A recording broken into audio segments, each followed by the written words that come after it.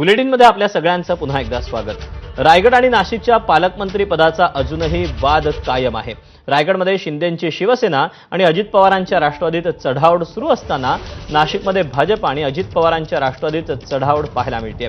रायगडप्रमाणेच नाशिकमध्येही पालकमंत्री पदाचा आग्रह आमच्या नेत्यांनी धरला पाहिजे असं वक्तव्य काही दिवसांपूर्वीच मंत्री छगन भुजबळ यांनी केलं होतं।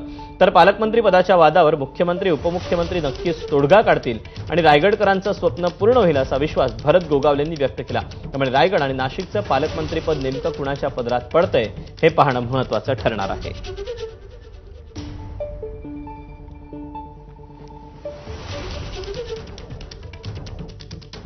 मी आमच्या नेत्यांना म्हणजे अजितदादांना आणखीन जे आमचे नेते आहेत बघतात मुख्यमंत्र्यांबरोबर उपमुख्यमंत्रीवर त्यांना मी सांगणार आहे की बाबा आपण रायगडमध्ये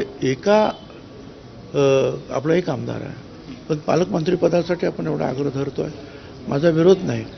तर इकडे आमचे 7 आमदार आहेत म्हणजे अर्धे आमदार एकाच पक्षाचे आहेत, आपण हे आग्रह धरावा। काय आता आम्ही तर तेच सांगणार ना की उपमुख्यमंत्र्यांना की तुम्ही आग्रह धरा, शेवटी जे निर्णय मुख्यमंत्री घेतील। आम्ही रायगडचे मावळे शांत होण्याचं काही कारण नाही आहे, परंतु संयमाने पण चालणं गरजेचं आहे, त्याप्रमाणे आम्ही चाललेलो आहोत। सबुरी का फील मिठा होता है काही गोष्टी सबुरीने चालाव्या लागतात।